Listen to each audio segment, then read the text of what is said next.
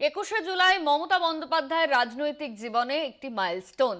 শহীদদের উদ্দেশ্যে শ্রদ্ধা জানানো হবে, অন্যদিকে দলের রণকৌশল কি হবে, 26-এর বিধানসভা নির্বাচন কিভাবে হবে, এই সমস্ত কিছু নিয়ে মুখ্যমন্ত্রী মমতা বন্দ্যোপাধ্যায় কিন্তু আজ বার্তা দেবেন।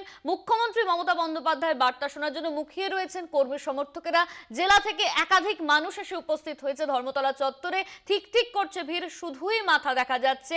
21শে 26-এর বার্তা মমতা বন্দ্যোপাধ্যায় তিনি কি দেন, অভিষেক বন্দ্যোপাধ্যায় তিনি ঠিক কি বলতে চলেছেন, সেদিকেই নজর রয়েছে সকলের। অন্যদিকে গতকাল মুখ্যমন্ত্রী মমতা বন্দ্যোপাধ্যায় তিনি শেষ মুহূর্তের প্রস্তুতি দেখতে এসেছিলেন এবং সেখানে তিনি বলেছিলেন যে এই 21শে জুলাই কোনোভাবেই বন্ধ করা সম্ভব না, কোনো বিরোধী কোনো চক্রান্ত কিছুর মাধ্যমেই এই 21শে জুলাইকে দমানো যাবে না, এই 21শে জুলাইকে বন্ধ করা যাবে না। মুখ্যমন্ত্রী মমতা বন্দ্যোপাধ্যায় আজকে ঠিক কি বার্তা দেবেন সেদিকেই নজর রয়েছে সকলে। 26শে নির্বাচনের আগে এই 21শে জুলাই যথেষ্ট তাৎপর্যপূর্ণ, আর এই 21শে জুলাইয়ের দিকে তাকিয়ে রয়েছেন কর্মী সমর্থকেরা। মুখ্যমন্ত্রী মমতা বন্দ্যোপাধ্যায়, অভিষেক বন্দ্যোপাধ্যায় ঠিক কি বলছেন সেদিকেই কিন্তু আজকে নজর থাকবে সকলে। তৃণমূলের নিশানায় কেন্দ্রের গেরুয়া সরকার, বাংলা বললেই বাংলাদেশি বলে দাগিয়ে দেওয়া, এই নিয়েও আজকে দলনেত্রী তিনি ঠিক কি বার্তা দেবেন, কি বলবেন সেই দিকেও কিন্তু তাকিয়ে রয়েছেন সকলে। অন্যদিকে আমরা শিয়ালদার ছবি আপনাদের দেখিয়েছিলাম যে শিয়ালদা থেকে প্রচুর মানুষ তারা কিন্তু ধর্মতলার দিকে আসছে, কিন্তু শিয়ালদার ক্ষেত্রে যে বিষয়টা আমাদের প্রতিনিধি বললেন যে বেশ কিছু ট্রেন কিন্তু লেট রয়েছে, আর সেই কারণে অনেক কর্মী সমর্থক তারা কিন্তু এসে পৌঁছতে পারেনি। 21শে জুলাইয়ের জন্য 5000 পুলিশ মোতায়েন থাকবে মূল মঞ্চের সামনে, সাদা পোশাকে থাকবে পুলিশ। উঁচু বিল্ডিং এর উপর থেকে নজরদারি চালানো হবে। 5000 পুলিশ মোতায়েন শহর জুড়ে, 10টি জোনে ভাগ মূল মঞ্চ। প্রতিটি জোনের দায়িত্বে থাকবেন ডিসি পদমর্যাদার অফিসাররা, পর্যবেক্ষণে থাকবেন একজন অতিরিক্ত পুলিশ সুপার। মূল মঞ্চের সামনে সাদা পোশাকে পুলিশ, র্যাব, উঁচু বিল্ডিং এর উপর থেকে চলবে নজরদারি। 5000 পুলিশ মোতায়েন থাকছে শহর জুড়ে, 10টি জোনে ভাগ মূল মঞ্চের সামনের জায়গা, 10টি জোনে ভাগ করা হয়েছে। প্রতিটি জোনেই রাখা হচ্ছে পুলিশ, পর্যবেক্ষণে থাকবেন একজন অতিরিক্ত পুলিশ সুপার। মূল মঞ্চের সাদা পোশাকে পুলিশ থাকবে মূল মঞ্চের সামনে। উঁচু বিল্ডিং এর উপর থেকে নজরদারি চালানো হবে, ড্রোনের মাধ্যমে নজরদারি চালানো হবে যাতে কোনো রকম কোনো অপ্রীতিকর ঘটনা না ঘটে 21শে জুলাইকে কেন্দ্র করে। তাই জন্য প্রশাসনের তরফে কিন্তু সব রকম ব্যবস্থা কিন্তু রাখা হয়েছে। পুলিশ মোতায়েন করা হয়েছে প্রায় 5000-এর ওপরে, যাতেই এত মানুষ তারা যে ইতিমধ্যেই এসে উপস্থিত হয়েছে সেখানে যাতে কোনো রকম কোনো অপ্রীতিকর ঘটনা না ঘটে সেই জন্য কিন্তু ড্রোনের মাধ্যমেও নজরদারি চালানো হবে। কড়া নজরদারিতে রাখা হয়েছে আজকে শহর কলকাতা।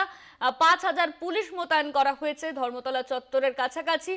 প্রচুর মানুষের ভিড় 21শে জুলাইকে কেন্দ্র করে। 26-এর নির্বাচনের আগে এই 21শে জুলাই যথেষ্টভাবে তাৎপর্যপূর্ণ।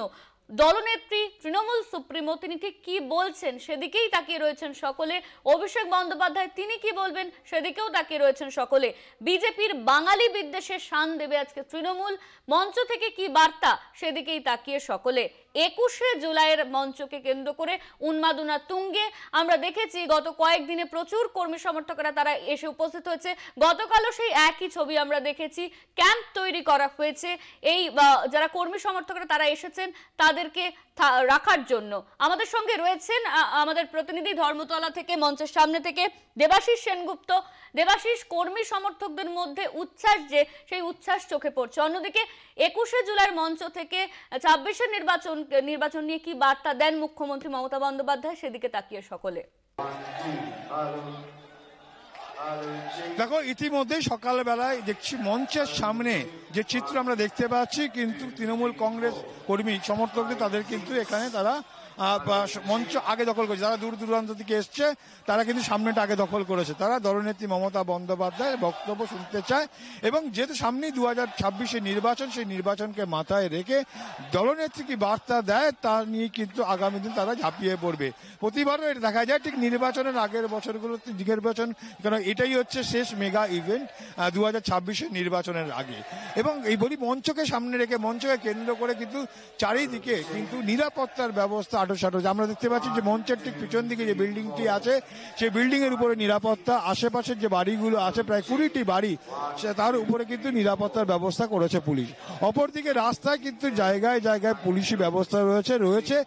অনেক জানে যে অনেক সমর্থক তারা কিন্তু ঢুকতে পারবে না, এই মঞ্চের পর্যন্ত আসতে পারবে না, মঞ্চের অনেক আগেই থেমে যেতে হবে এবং তাদের জন্য রয়েছে কিন্তু সেখানে এলইডি স্ক্রিনের ব্যবস্থা রয়েছে, যাতে তাদের দলনেত্রীর বক্তব্য শুনতে কোনো অসুবিধা না হয়। মূল বিষয় যে বিষয়টা এখানে উঠে আসতে পারে বলে মনে করছে বিশেষজ্ঞ মহল, যে 2026-এর নির্বাচনকে মাথায় রেখে কিন্তু দলনেত্রী মমতা বন্দ্যোপাধ্যায় কেন্দ্রের বিরুদ্ধে তোপ দাগবেন। কেবল তোপ দাগবেন না, বাঙালি অস্মিতা যা ইতিমধ্যেই তৃণমূল সুপ্রিমো তিনি মিছিল করেছেন, তিনি প্রতিবাদ সভা করেছেন যে বাঙালিদের যেভাবে অন্য রাজ্যে নিয়ে গিয়ে তাদের উপর অত্যাচার করা হচ্ছে, সমস্ত বৈধ কাগজপত্র থাকা সত্ত্বেও তাদের বিদেশি বলে আখ্যা দেওয়া হচ্ছে, এর বিরুদ্ধে প্রতিবাদ। অর্থাৎ বাংলা কথা বললেই তাদের উপর বিজেপি শাসিত রাজ্যে বিভিন্নভাবে অত্যাচার নেমে আসে, তার বিরুদ্ধে যেমন প্রতিবাদ করেছে। পাশাপাশি ভোটার লিস্টের কারচুপি কিন্তু একটা বড় বিষয়, যেটা তারা আশঙ্কা করছে তৃণমূল নেতৃত্ব এবং বিজেপি বিরোধী রাজনৈতিক নেতৃত্ব, যেখানে পরিষ্কার এর আগে বলেছিলেন যে মহারাষ্ট্র এবং দিল্লিতে পালা বদলে অর্থাৎ ক্ষমতা বদলের পিছনে এই ভোটার লিস্টের কারচুপি একটা বড় ফ্যাক্টর। সামনেই বিহারের নির্বাচন এবং সেই বিহারের নির্বাচনের আগে কিন্তু ভোটার লিস্টের সংশোধনের যে কাজ ইতিমধ্যেই শুরু করেছিল, তার বিরুদ্ধে প্রতিবাদ জানিয়ে তৃণমূল কংগ্রেস অন্যান্য রাজনৈতিক দলগুলো। অর্থাৎ সব মিলিয়ে বলা যেতে পারে এটা যেমন থাকছে, পাশাপাশি জনগণের উন্নয়নমুখী যে প্রকল্পগুলো এবং কেন্দ্রের বঞ্চনা কিন্তু আজকে দলনেত্রীর বক্তব্য থেকে উঠে আসতে পারে যে কিভাবে বঞ্চনা করছে, কোন কোন প্রকল্পে বঞ্চনা করছে। সব মিলিয়ে কিন্তু আজকের এই যে মঞ্চ থেকে দলনেত্রী যে বার্তা দেবে, সেই বার্তা নিয়ে আগামী 2026-এ আবার পুনরায় ক্ষমতায় আসার জন্য তৃণমূল কংগ্রেস এখন থেকে ঝাঁপিয়ে পড়ে নামবে এবং দলের কর্মী সমর্থকরা মুখিয়ে আছে দলনেত্রী কি বার্তা দেন, কি দিশা দেখান। একদমই দেবাশিস, দলের কর্মী সমর্থকরা তারা কিন্তু মুখিয়ে আছেন আজকে দলনেত্রী ঠিক কি বার্তা দেন সেইটা শোনার জন্য। ধন্যবাদ তোমায়। আমাদের সঙ্গে সরাসরি ধর্মতলা থেকে ছিলেন আমাদের প্রতিনিধি দেবাশিস সেনগুপ্ত।